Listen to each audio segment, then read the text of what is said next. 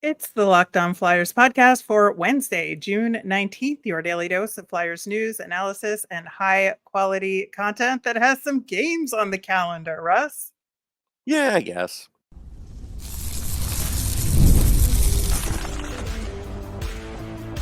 You're Locked On Flyers, your daily podcast on the Philadelphia Flyers. Part of the Locked On Podcast Network. Your team every day.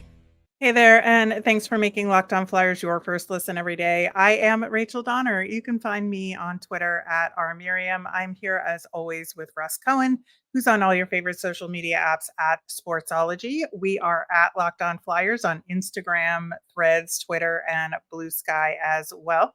Today's episode is brought to you by Game Time. Download the Game Time app, create an account, and use the code LOCKEDONNHL for $20 off your first purchase. Terms apply.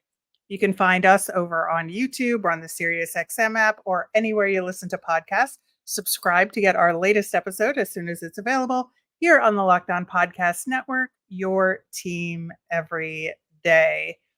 Russ, we do have a preseason schedule to talk about. We are going to talk about the NHL marketing as a whole and get to your mailbag questions as well. So a lot to get to today.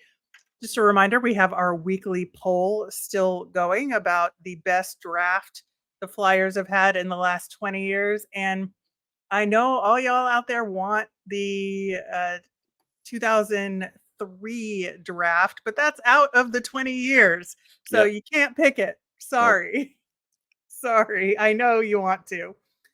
As far as other news out there, I think, there have been rumblings about a Cam Atkinson to the Sharks trade, which we literally talked about last week on the show. You can go back and listen to the details, but we talked to Shang Peng, who covers the Sharks, and we suggested collectively that it might be a good move to make to get him a place where he can be a mentor, get that off the books, and that we could potentially get the full salary off the books by switching places with the Sharks in those mid-round picks.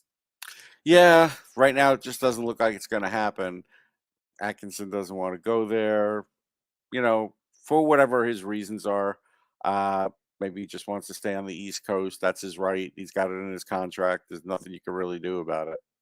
Yep, and that's what we said was the big hurdle, was getting him to waive the no trade clause. And, we'll see if they can convince him to do so. But he's well within his right. As you said, he signed that contract and put it in there for a reason. So there is that as well. In the meantime, the Flyers announced their preseason schedule for next fall. So we have some games to look forward to for the month of September and early October before the season gets going. And it feels like a lot of games. 7 feels like a lot of games for the preseason, but that is normal. 6 to 8 games is kind of the range that different teams have. But what isn't typical, I think, is the number of opponents that the Flyers are facing this time around, which, they only have 2 repeats with the Bruins and the Islanders. We also have got the Caps and New Jersey, which are typical, but Montreal is not. Like, getting them in the preseason is a little bit of a change. Yeah, that's a little bit of a change. No Rangers, I think, is a change. So, yeah, I mean, this Sunday one is a day game. That's weird. So, yeah, it's a little, it's interesting. I will say this, though. Thursday, October 3rd is my birthday. Like, really, I have to go to a preseason game on my birthday. And I'm I going did to. notice that And when I put it on my on. calendar. Come on. Why couldn't it be the 2nd or the 4th? Come on. Yep. That's all right. It is always the preseason game against the Devils that causes me problems with my calendar every time. Every time. But so the I last should this one year too, and be so different. Yep. Yep. It's all right. Well, happy early birthday, Russ. Yeah, thanks. Appreciate it. Looking at the rest of it, though, one thing that I don't think we've heard about yet is they usually do that rookie series in Allentown. We have not heard about that. That could still happen, I guess, against the Rangers rookies. It could. But but it is unusual to hear about the NHL preseason schedule before that one. Right. So it's kind of making me think it's not going to happen. That's what it's leading me to believe, but you never know. Yeah, and it is also interesting that the first two are on the road for the Flyers here. So you want those early game looks at some of the prospects that maybe aren't going to make the cut. You may not get to see them in person because they could be cut by the time it gets to that second group of games there. Yeah, especially with John, there's no doubt he could cut before then. So yeah, that might be unfortunate for fans. I see your point. Yeah, that was like the only kind of main observation I took away from this schedule, other than it kind of ruining your birthday. But that's fine. We can we can work around that, I guess. We'll have to. We will have to indeed. Talking about NHL marketing right now. I think it's interesting in the off season to kind of take a look back at Hmm. the season that was in terms of how did things go for the NHL marketing wise? Have they made any improvements? And is it even like within our ability to say that as people who follow the league anyway, no matter what? Like we are not the people they are trying to attract here, but you can look at some of the TV ratings and say, Hmm. you know, there's some improvement in some areas, but not in others. And so, kind of looking at the big picture, like what's your takeaway from this season and the growth of hockey? Yeah, I mean, look, I did used to do a business of hockey show on Sirius, so I feel like I still keep up with those things enough that I could at least say something about it. I think for the most part, at the gate, it was a good season for sure. I could see that some of those early playoff games, I saw there was a rise in some numbers. That's good. Uh, I haven't seen the Stanley Cup numbers, so I don't know where we're at. I know sometimes it dips if it's a Canadian team because the Canadian viewers that bleed over from Canada to like Buffalo and such doesn't count. And then you have Right. Florida, who, yes, they might trend well down south, but they're probably not going to trend well everywhere. So, my guess is the cup ratings probably aren't breaking any records. But I think overall it was a pretty good season. Uh, we did wait a while to find out that the draft was going to be at the Sphere, and it's interesting because on June 15th, 2023, a guy named Adrian Hernandez did an article for Mile High Hockey, and he quoted Dana White, and Dana White had said, "No, the NHL has Let's no." explain who Dana White is for Okay, people who yes, may not know. yeah, that's true. Not everybody probably knows him. He owns UFC and now actually is part of that UFC WWE group, whatever they call Right. that new organization, which I forget. But he, he was always in charge of UFC. And so now he basically came out and said a year ago, a little more, that the NHL has no idea when it comes to marketing a younger generation. The NHL has old, dumb, and then it was a expletive people that have no idea what's going on. Well, my thing back to Dana White is the NHL got the first event going, sporting event in the Sphere, not you.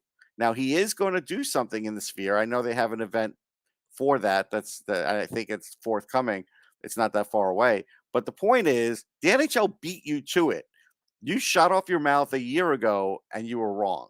And so that does show that there is some improvement here with the NHL as far as, trying to stay relevant, trying to be a little bit more than that niche sport that we all love. Right. I think that there is something to that, but I think there's also the Dolan factor.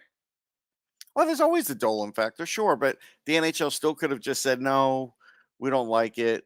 We're just going to go somewhere That's else. fair. They didn't have to do it. So I think they made a good choice in the sense that, they are the first sporting group to have something at that arena, at that the venue. And I think that is a big deal. I do.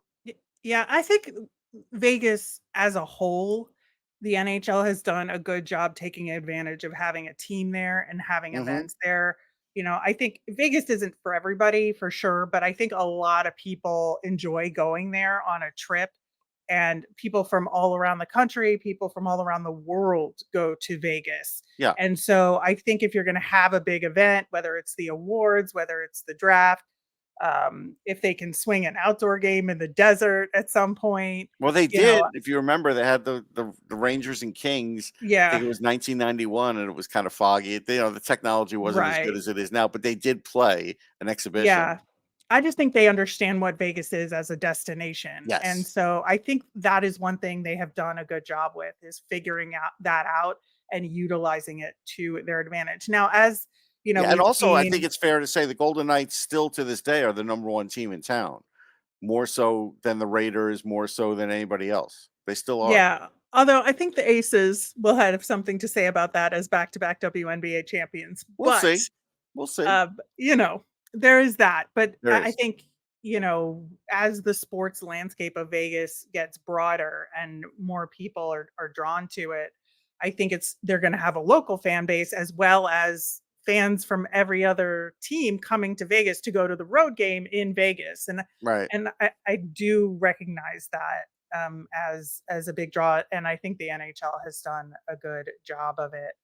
I think that one of the things that they've also done over the last couple of years and continues to be successful in terms of growing the game and bringing more fans into it is the global series. I think it's a Hmm. really good idea that they execute really well from year to year. I think it would be interesting to branch out to some more countries, but I understand, they're going where the hockey fans are at the moment They are. outside of North America in terms of going to Sweden, going to Finland, going to Czechia, um, throw a game in London, see what happens. I think that there's some options for countries that aren't Yeah. too far out that are accessible by hockey people, but are different, that they maybe haven't tried yet.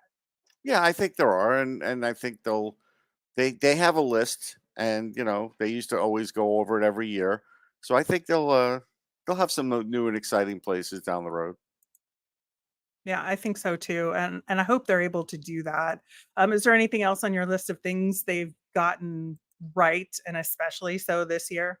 I mean, I know we all bitch about the extra days in between with the Stanley Cup. I'm not sure they had much choice on that one. I mean, that one I'm gonna leave alone. I think just to be fair, I did feel like the season. I did feel like the season went pretty well, pretty smoothly, other than bitching about refs, which happens every season, it seems. Right. And what is goaltender interference? Right. Right. I mean, that's I've been bitching about that for years. So I feel like the season went off really well. I feel like the right teams are in there. I do, even though Edmonton took the circuitous route. They were the team I thought would be there at the very beginning. Then I kind of was jumping off, and then I jumped back on. But in the end, they're there. So yeah, I think most of it's been positive, but we'll find some stuff to talk about otherwise. And that is a good opportunity to say we will talk about some of those things with room for improvement coming up next. The NBA finals may be over, but baseball is in midseason form. The WNBA is in full swing, and it would be incredible to be there in person. Game Time makes getting those tickets even faster and easier so you can make that dream come true. And prices on Game Time actually go down the closer it gets to first pitch. With killer last minute deals, views from your seat, and their lowest price guarantee, Game Time takes the guesswork out of buying those coveted MLB tickets in your town, all those summer concerts, and more. My favorite part of the Game Time app is great for getting notified about those last minute flash deals, and they let you save even more with zone deals where you pick a section and let Game Time choose the seat for you. Best of all, they have all in pricing, so there's no surprise fees at checkout, and your tickets are sent directly to your phone so you never have to dig through email. Take the guesswork out of buying tickets with Game Time. Download the Game Time app, create an account, and use the code LOCKEDONNHL for $20 off your first purchase. Terms apply. Again, create an account and redeem with the code LOCKEDONNHL for $20 off. Download Game Time today. Last minute tickets, lowest price guaranteed.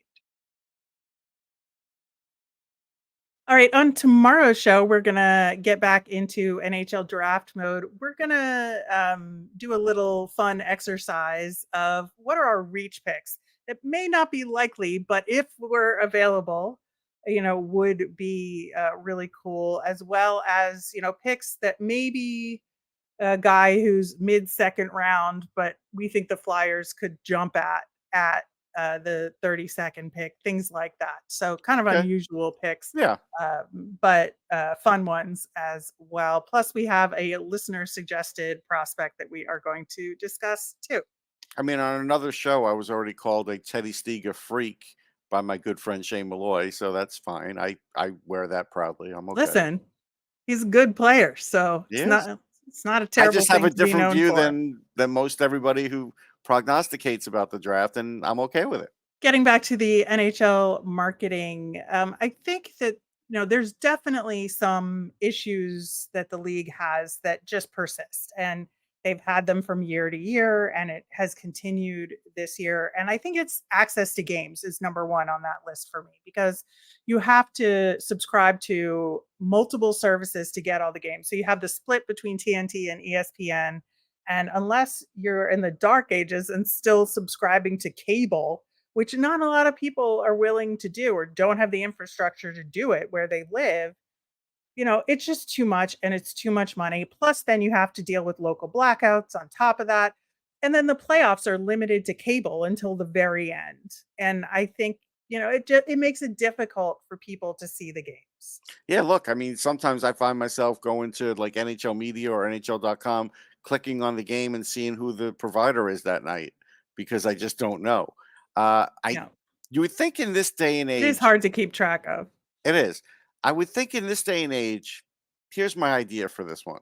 Everybody signs up for daily alerts on where you can watch the games, and based on your region and what you're in, and this thing that they create will figure out the blackouts. It'll just text you and say, "Hey, you can watch these games in your area tonight. These are blacked out." It'd be nice if people could get that. Then they could actually plan things. That's my idea. It'll never happen, but I really would think it would be a nice thing for people. Yeah, and I know the teams try to put it out on their social media, but it's like you have to actively seek that out. You If do. you could get something sent to you where Correct. you don't have to be proactive about it, I think that Yeah, like would at 9 it would o'clock in the remove a morning, step. I know, Yeah, okay, I can watch, 5 games tonight. This one I wanted to watch, I can't. It's blacked out, and this is why, and that's mhm. fine. At least I know. I don't have to search around. Yeah, exactly. I think another big issue that this team has had is the difficulty marketing to individual players, or of individual players. Oh, well, that goes back it goes back a long way. I actually had a meeting with the NHLPA back in the day, and believe it or not, and this was 15 or more years ago, that was a subject. Yeah. So, yes. So I think, to be fair, it's not the league's fault per se that Connor McDavid plays out west, and we just don't get to see him as much out east because he plays too late most of the time. And so that is a problem that is very difficult to overcome for them. But I do think that for the most part, they got the Connor Bedard marketing right. I think they were Yes, able some to people thought it was highlight too him aggressive, early. but I didn't. I agree. I No. I feel like it was just right. Um, Now with McDavid, my question is, I don't see him knocking on people's doors, giving them season tickets like Crosby still does in Pittsburgh, right? So I feel like some of that he might hold back what he wants to do and what the league might want to do. You know what I mean? I feel like McDavid doesn't want to do all of that. I could be wrong, but have you seen anything like that where, he's actively in the neighborhood like we see Crosby doing that year after year?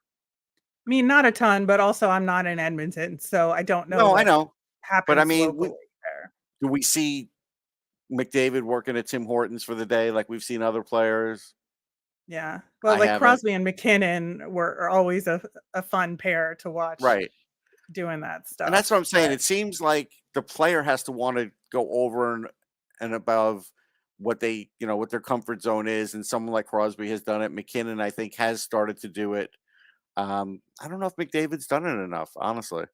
yeah, I think there is that, but there isn't really an impetus on the league to highlight the stars as much, and Well, they know they need to, but it's just not there as far as getting them out into other environments other than at the games or surrounding NHL content. All right, I'm going to I ask you think a question. You're my focus group, yeah, right? You. And it's you're Rachel. You're not pretending to be anybody. So okay. if I showed you a picture, and but you really do have to, now that I think about it, you do have to pretend to be somebody else. But if I show somebody a picture and one picture is Connor McDavid and one picture is Sidney Crosby, who do I think will be more recognized just by Joe guy, Joe woman on the street? Who do I think? I mean, it's probably Crosby because he's mostly because he's been around longer, but also because of the TV exposure.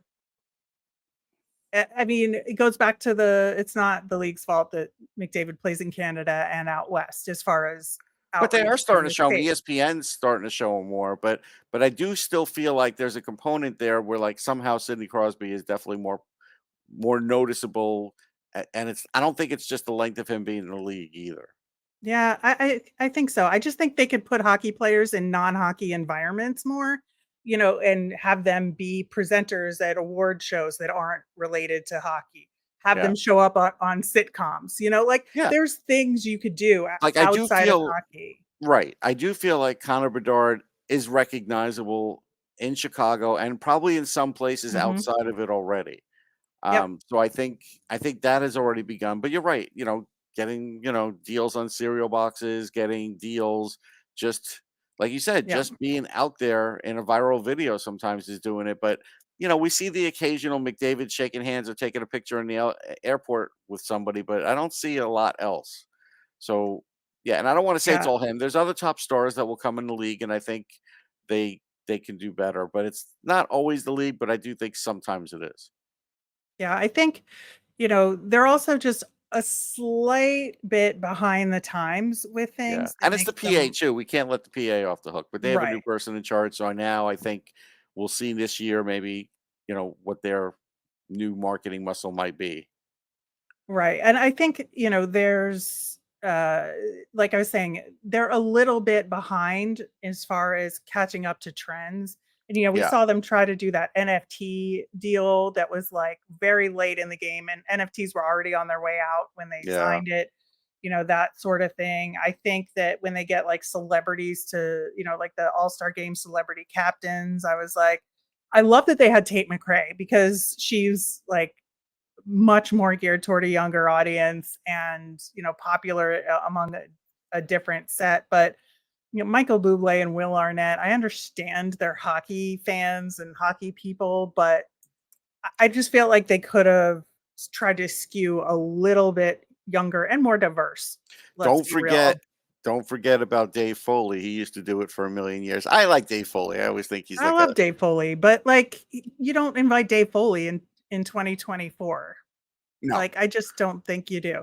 And so I feel like they just need to get more diverse and more youth oriented in celebrity involvement.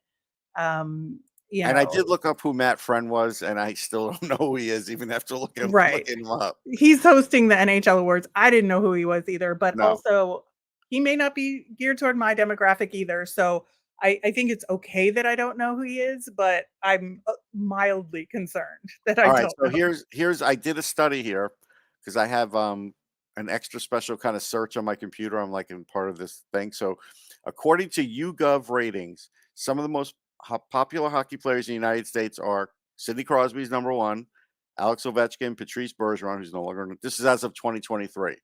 Eric Carlson, Ryan Johansson, Jonathan Taves, Blake Wheeler, Ryan Nugent Hopkins, Ryan Strome, Austin Matthews. No Connor McDavid. See, Yeah. that Yeah. kind of proves my point a little bit. The other thing that they could do better is fashion. And I think that, you look at game entry fit videos that Mhm. come out, they have to wear suits. So there's a very limited Right. framework, of what they can wear on these pregame, walk into the arena videos. And a lot of them look fantastic and they're extremely stylish. But if But it they does get allowed more boring.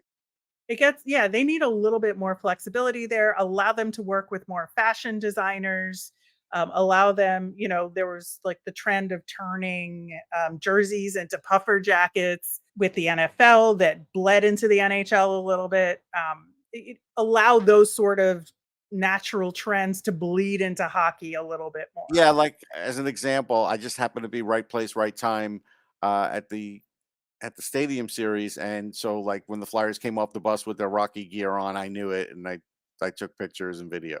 So like that was cool.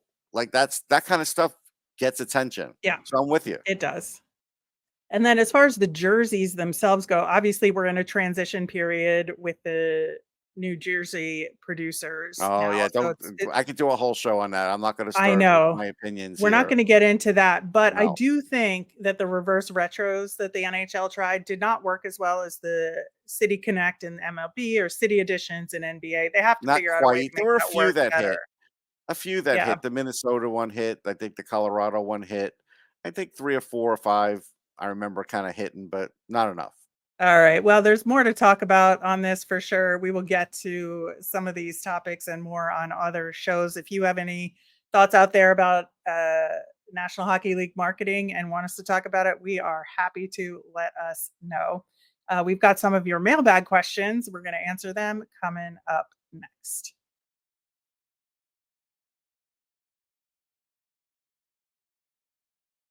All right. Mike brings up a question that we sort of answered last time around, asking about Rossi. We talked to him, but Mike also brings up Perfetti here, saying, I was wondering if you think the Flyers could try to obtain either Rossi or Perfetti if either is able to play center. Would that be a smart move? And would the Flyers try this? And who would they have to give up? I do think it would be a smart move. I do like Cole Perfetti. I do think there's a chance he could still play center. Most likely, it would have to be like third line center. It's still iffy though. It's not a guarantee, but he is very smart. He's talented. What would Winnipeg want? You might be able to do like Farabee and a pick. If they did that just because they feel like Farabee needs a change and Perfetti might be able to play in the middle, yeah, I'm open to that.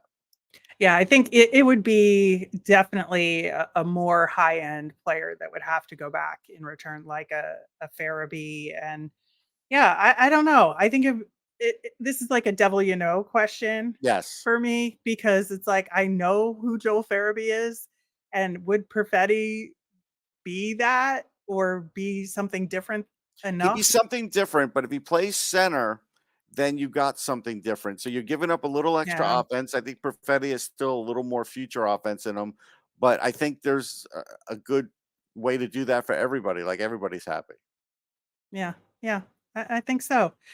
It's a good one. Our Levoy on YouTube says, I don't think Abels is here to take a spot from a younger player since they don't have any capable young centers in the AHL. I think he's here to replace Lawton if and when they trade him, which is an interesting theory, right? It's an interesting theory. I just don't think that's happening, especially early on in the season. So I still go with they didn't want to give Lazinski the chance, so they got this guy and they got the other guy, and one of them is going to get the job. I still feel that way, but it's an interesting theory with Lawton for sure. Yeah, especially because they rotate Lawton into center so much when they probably shouldn't. And if they're getting Right, a center for a third or fourth liner, which is where they put Lawton when he plays right. center, it's not a bad theory, I gotta It's say. not. Nope. William says, "Do you think the silence over the last few weeks, if not just from the Flyers, could break the day after the Cup is decided? I know that it's 2 days after the Cup to the start of the first buyout window, but I'm sure there are teams with deals on hold just waiting for the playoffs to end. I know the Flyers have signed a couple of guys, but this is like, a Ginning gets an extension, Abel's signing, but it's nothing major, right? But will the dam break once the Cup is decided?" I mean, it's possible. It's possible there's an Atkinson buyout, but I don't think they want to do that. Uh, it's possible that Peterson could get bought out, but I still don't think they necessarily want to do that either. But it's possible they could decide, hey, we got to do it on one of them. So I'd say it's a maybe. I wish I could be more direct about it, but I just can't. Yeah, I think, things could happen after. I think it's more in terms of some personnel changes around the Hmm. league could happen, with some assistant coaches for the winning team maybe being under consideration for other jobs.